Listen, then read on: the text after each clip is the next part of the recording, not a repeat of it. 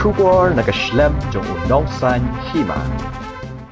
Pandemic-related challenges are actually confronting us in a much more bigger scale. That is one part. They have always been trying to have a immediate denial strategy on any instance of alleged illegality in respect of illegal coal mining and illegal transportation.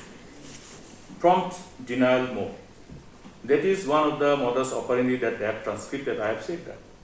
They continue to do so because they have scripted it so well, they can't deviate from there.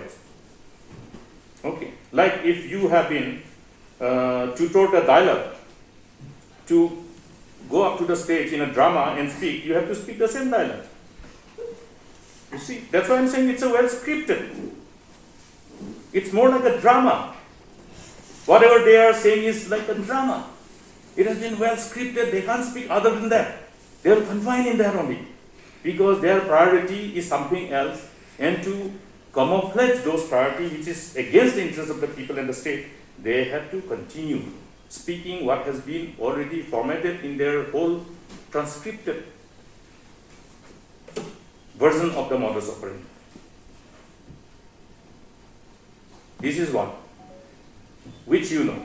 Today you talk to the South Garo's DC, South Garo's SP, and OC of Nongalbibra, and ask them how many trucks are loading coal there to be transported through Garsuapara Land Customs Station.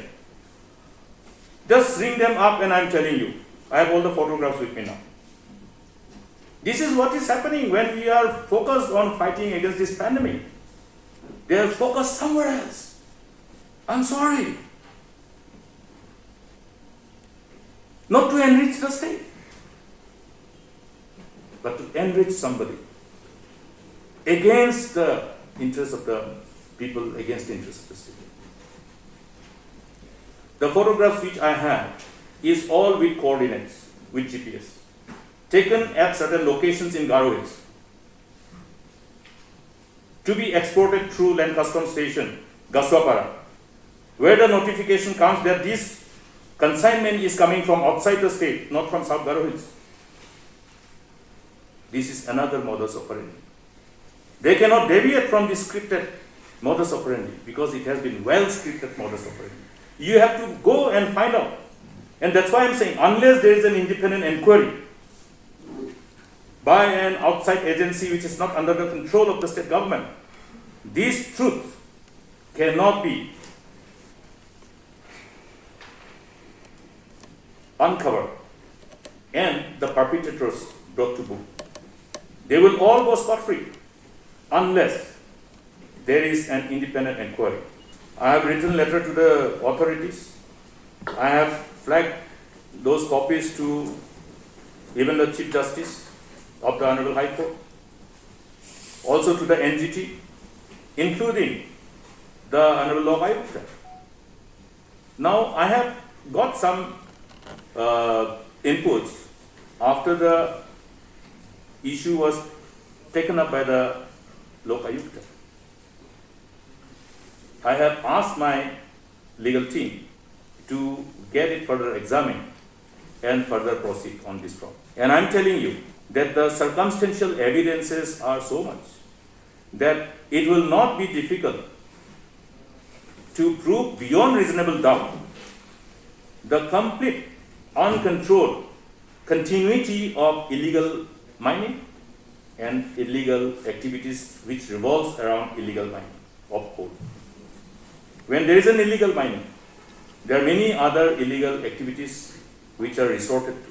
Like I'm saying, that somebody has to find out how to take out the coal from the area of mining. Where do they take it out? Is there buyer in Meghalaya?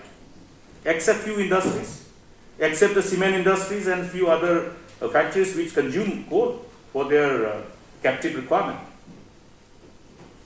It goes outside the state, across the international border or across the international state. So therefore, the dimension of illegalities involved in this illegal mining goes beyond the boundaries of the state. That is the reason why it is by common sense beyond the purview of the state agencies to engage in any kind of investigation and find the truth. Simple. They have to find out, okay, if these are the coal, where has it gone? Who are the consumers? Who are the middlemen? Who are the facilitators? Who are enriching themselves at the cost of the state exchequer? You look at Jaintia Hills.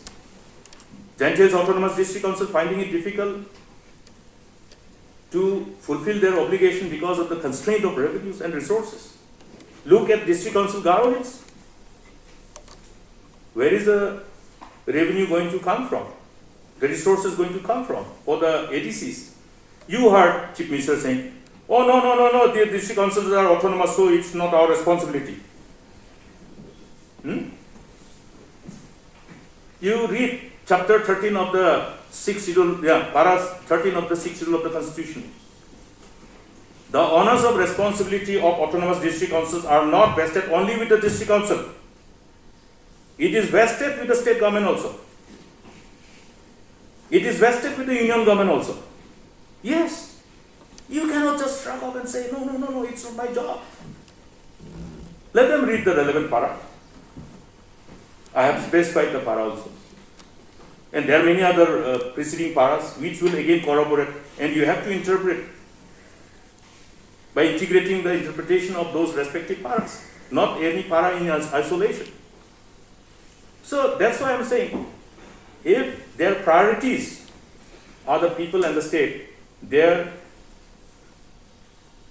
version of any message that is being passed on through the distinguished members of the fourth estate will be different.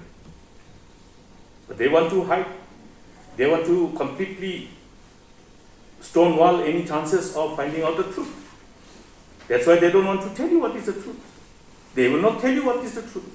So the only way to find the truth is to have an independent inquiry, nothing else.